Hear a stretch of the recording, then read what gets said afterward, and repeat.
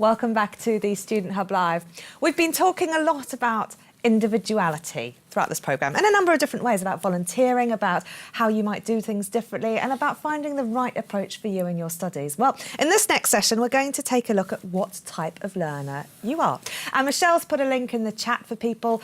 We've got this fab quiz, so you can fill that out while we're talking or save it for later. And if the chat is going quite quickly, remember that there's a pin button at the top right hand of the chat box. You can press that and then the chat will hold so you can go and find any links that you may have missed. OK, so I'm going to introduce you to my friend David Healy. Thank you for coming along. Now, you're an arts tutor, but you're also a director for Day and Night Theatre Company.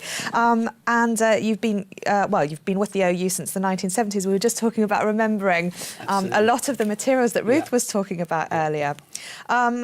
You're a senior manager for the OU Access programme. So why have you come today to talk about learning styles and why is this important for students? You know, just before I came in, I had it all ready to go about learning styles, and I think learning styles are quite important, right? So we're going to talk about that.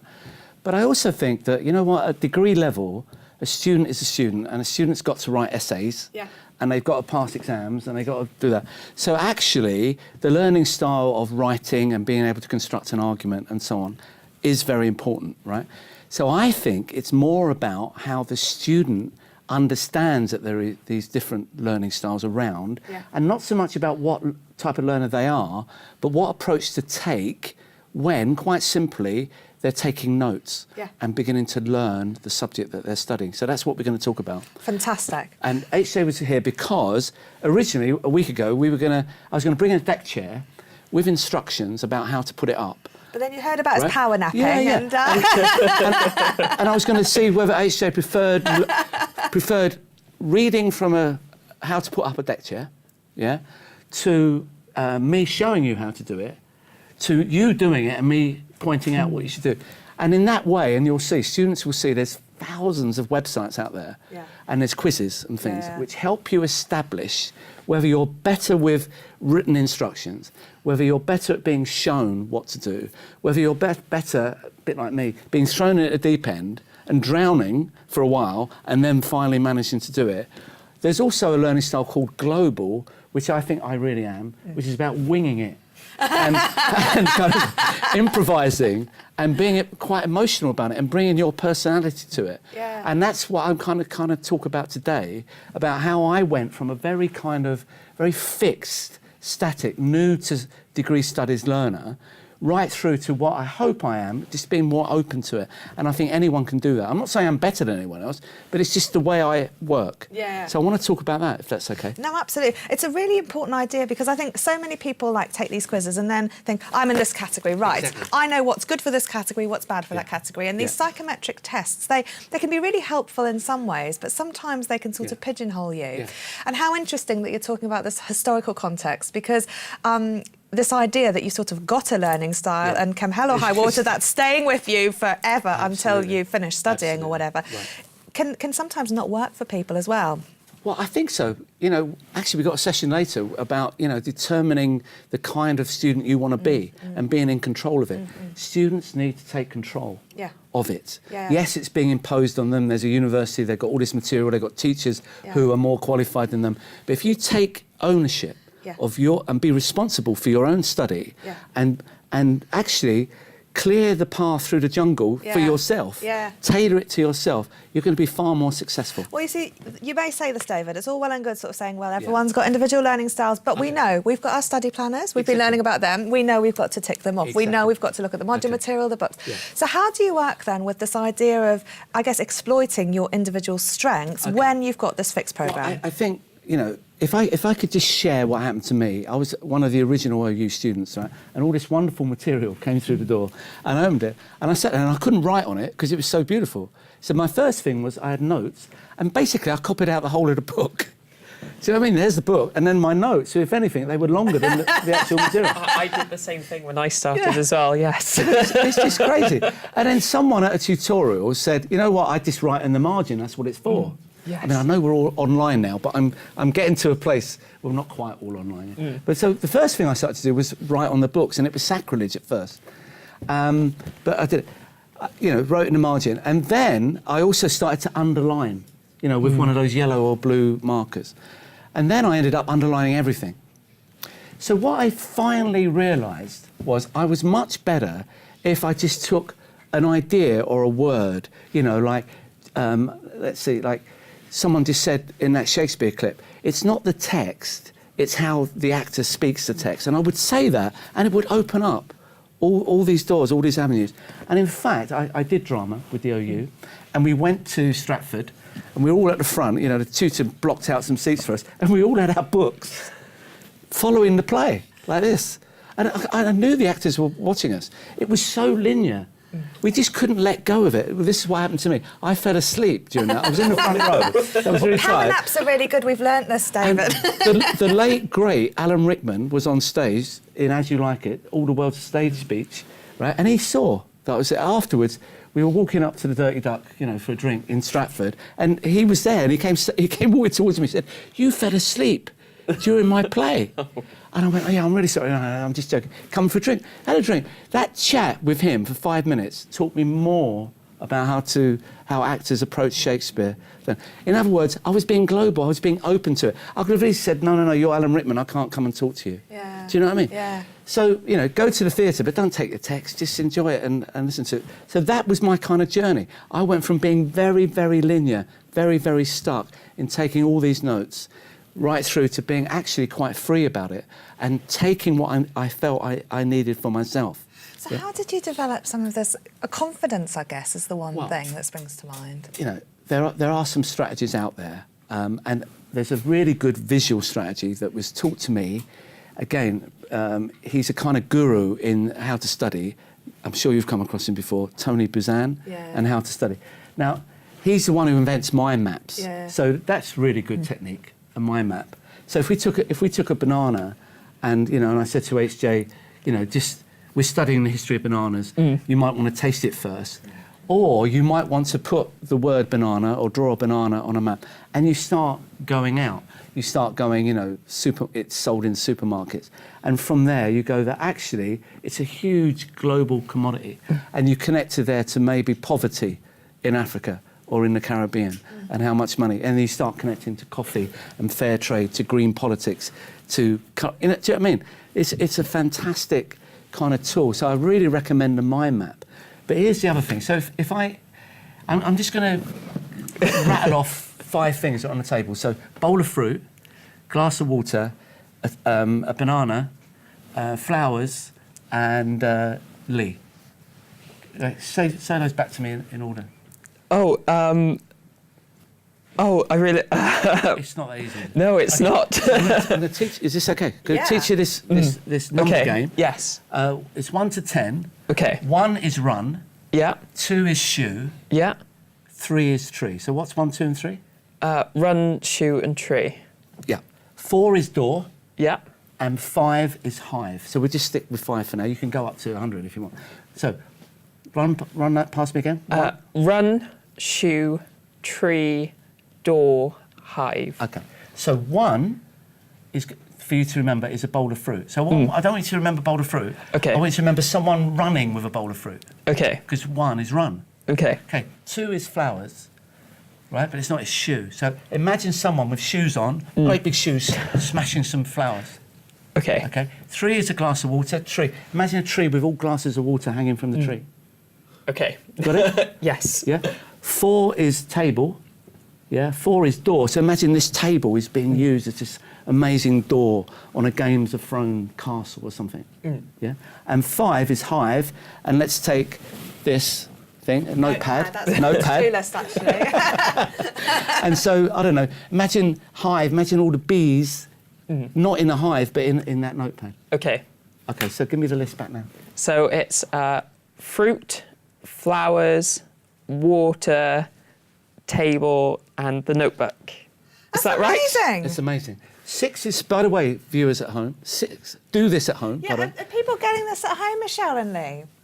I know everyone's been filling in their learning styles, and that's been brilliant as well. Well, absolutely. There's some people following along. We've actually been having a little mini debate on how we think HA was going to do. Typical.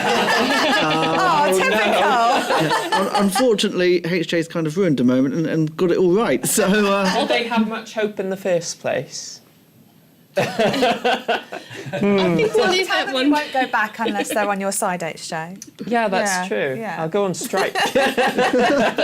We were having some talk about note-taking and come back to something that David said earlier and about using colour coding and tabs and marking things out. And Ronald suggested that you start with your TMA to find out what it is you have to study, and then when you're reading your text, you use whatever technique works for you to mark out what's directly relevant to the TMA. Brilliant. It's a really good idea. Did Robert watch our session yesterday on stationery? I don't know, but I've got erasable highlighters with me today. Pens that give me happy thoughts. So if I'm really struggling, I pick this pen up and it really helps me out. Got some massive paper clips as well to put the things together that are relevant, maybe for a TMA or something else that I'm doing to kind of organise myself a bit better. Well, I've combined stationery with my notebook, with brilliant. biscuits and chocolate mousse for my pen. So that's been really handy, and I've been writing all the things I'm going to do down as well. Now, we did ask everyone about their learning styles at home. And I'd like to touch on this because the results have been changing quite a lot. Most people had tested their learning style before, but it was only just marginal. So let's take a look and see what people said their learning style was. Yeah. Auditory, 41%, followed next by visual. Then we're looking at analytical thinkers. Only 6% are with you on the global, Dave. Yeah. I think it's something to really think about and not be scared to embrace at some time in the future, to bring your emotions into it, to bring your personality.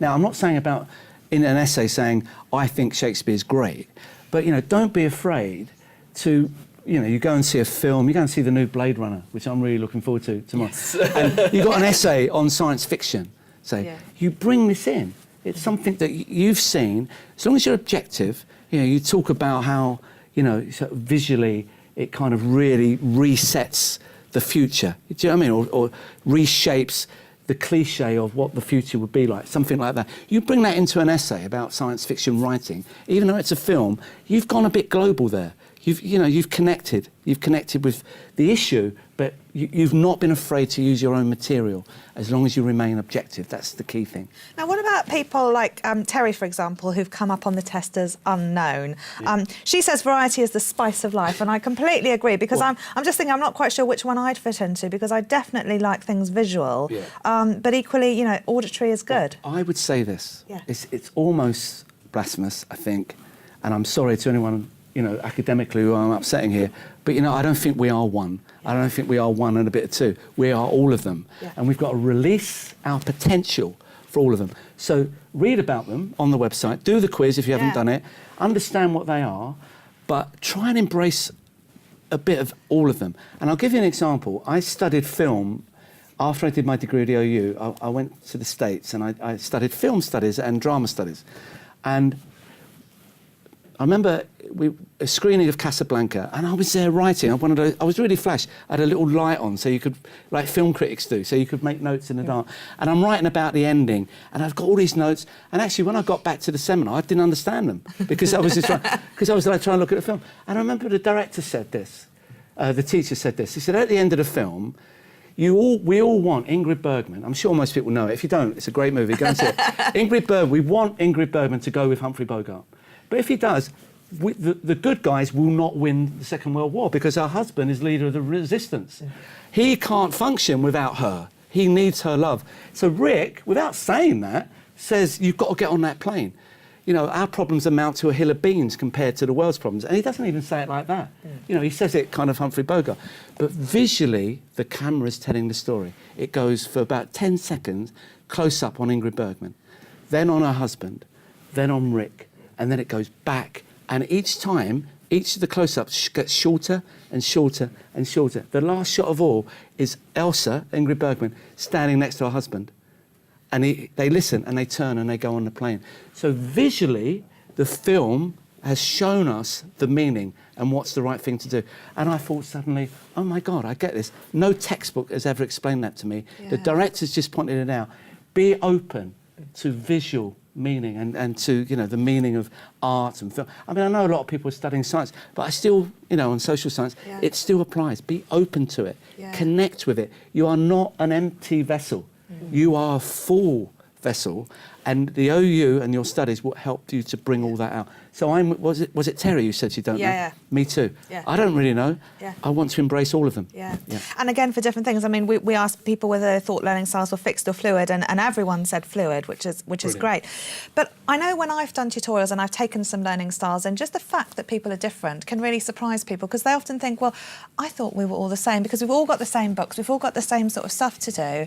But I really struggle with reading large, dense things. I really struggle with listening to stuff. And people were sort of having these different battles, and this idea that we could have these differences and that some people were better, but it all wriggled around in the end. And it was just about really sort of recognising that actually there's no problem in sort of saying to your tutor, I'm really struggling with this because it doesn't sort of fit my way of doing stuff. We can't change that, but we must have techniques that can help us through. Yeah, well, I totally agree. It's what we said earlier. Take some responsibility. Take control of your own studies.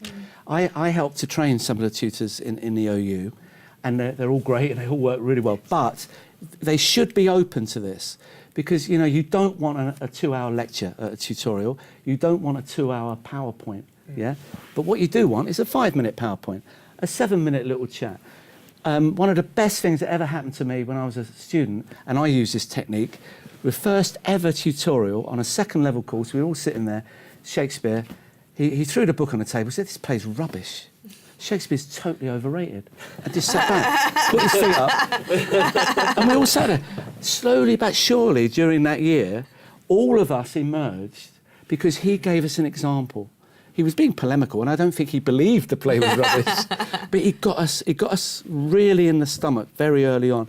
And by the end, we were all really confident learners because of what he'd generated, what he'd shown us. Yeah.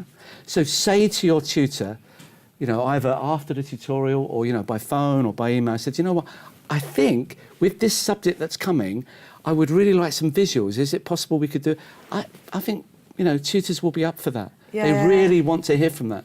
Yeah. It's a really lonely experience being an OU tutor, because, you're not in a kind of common room with all the other tutors. You have to kind of prepare what you think the subject demands. You really want to hear from your tutors. And like you say, it's so nice to take control of your own learning. I know for me, when I was doing some science stuff, I was thinking, I really want to see a demonstration. I got into the Khan Academy. I'd watch hours, in fact, of those. But I really liked being able to see things physically, and I really liked hearing people's voices, because I could think, actually, you've come from the States, or you're from here, and actually that sort of context in terms of what they were wearing when they were doing what they were doing, and what sort of accent sort of helped embed that culturally for me in a way I found really brilliant.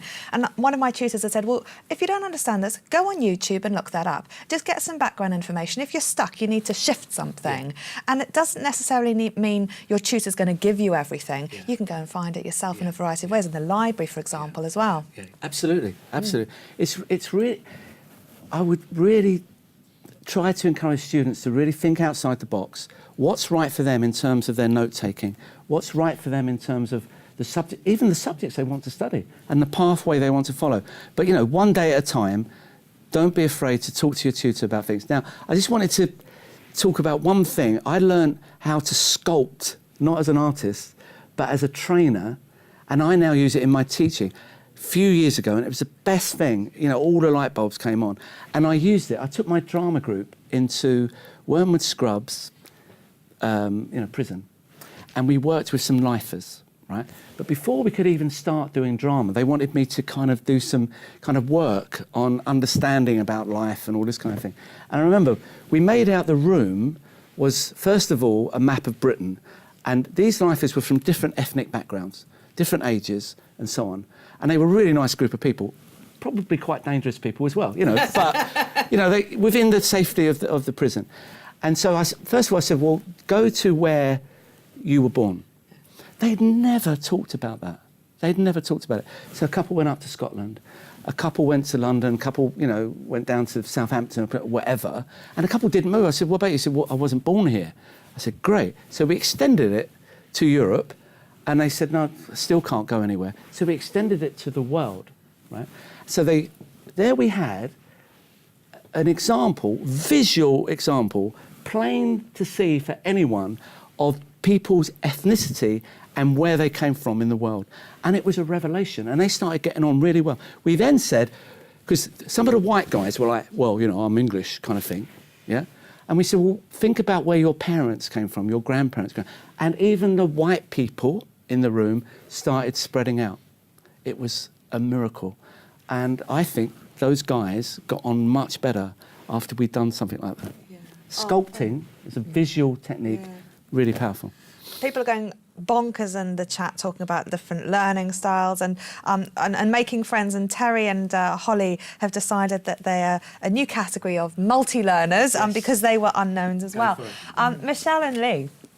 I'd just like to show a picture that Sarah has sent in. I don't know whether we can do it on the camera there. This is the library that she was talking about earlier, and a lot of people talked about the library and the cake that you can get there. And Davin, oh my goodness, has sent up this picture of his snacks that he's having at the minute. So, oh my goodness, I would like to be with you right now, Davin. Any more cake talk, please feel free to share it with me. I'm glad we're having that effect. People are absolutely loving what you're saying, David. It is so nice to have you here, and the conversation is flowing really well. People are excited to think about ways they can learn. Would you suggest then, if I do the quiz and I find out I think I'm more an audio learner, that I work on some of the other ways to learning? Do you think that would help if I seem a bit weaker there? It would hurt to kind of try and embrace them. But I think, if you're reading some material and you turn out to be more of a visual learner, you could draw a picture. Yeah. There was a guy, when I took my exams in New York, I was telling this to a colleague earlier, he put objects on the table. Yeah. The examiners had given him permission to do it. One was a baseball, one was, I think, one of those kind of little birds, on legs, like an art object. I can't remember what the other one was, a banana or something. But each one was there, not for him to cheat. He hadn't written on the outside of the banana or anything. Yeah. It was to prompt memory. Yeah. It was, one of the greatest novels ever written by Proust, Remembrance of Things Yeah. Past. It's like 7 volumes, thousands of pages of writing, all prompted at the beginning of the book because he smells a cake. Yeah. I can't remember what the cake is now, it's embarrassing. But he smells a cake and it reminds him of his childhood. Yeah. And this whole novel comes from this. So be open, smells, touch, taste. Yeah. One of them is tactile. Yeah. Very, very tactile. And a lot of drama training, actor training, is about touching. Yeah. So you become more aware of your senses. I think we can apply, and I do this with tutor training, get them working as kind of actors and getting more in tune with their emotions. So when they prepare their tutorials, they're open, because as sure as eggs are eggs, there's going to be 20 different variations of learning styles in that room. Lots of them multi, lots of them more this than that. They're all different. So you can't just impose a big thing on them. Yeah. No. Well, the multi-learning thing is kicking off full time. So, David, it's all we've got time for, but you're coming back tonight. Tell us what you're going to talk about tonight. Well, tonight, I think we're going to talk together, aren't we? We are. About, actually, following one of these themes, about the student being much more in control of their studying and actually setting really good boundaries. For instance, it may be that you've got, a student's got a wedding to go to, their son or daughter, has got a show on at school in the next 2 weeks, and mum's got to go to rehearsals and so on. And you know what? It might be okay to just get 60% in this essay. Yeah. Because if we set ourselves up to get 100% in every essay, in every exam... Yeah, we're doomed. We're doomed. You've got to look after yourself and you'll be a much better learner. It'll be a fantastic That's what we're going to talk about. Yeah, it is indeed. So I'm so sorry we're out of time, but I'm so glad you're coming back because that'll be brilliant. So stay tuned if you've enjoyed this session. Tonight at 7 o'clock, David's going to be coming through, and that's a great time to have some space to really think about what you're hoping to achieve on your module, in your qualification and in your TMA. HJ, you can take some low glycemic index appropriate study snack away. We're going to come back after this video. We had some questions before about plagiarism, so we've dug out the Bob video. So take a look at that, and we'll be back in a minute with the graduate school. Thank you, HJ and David. Thank you.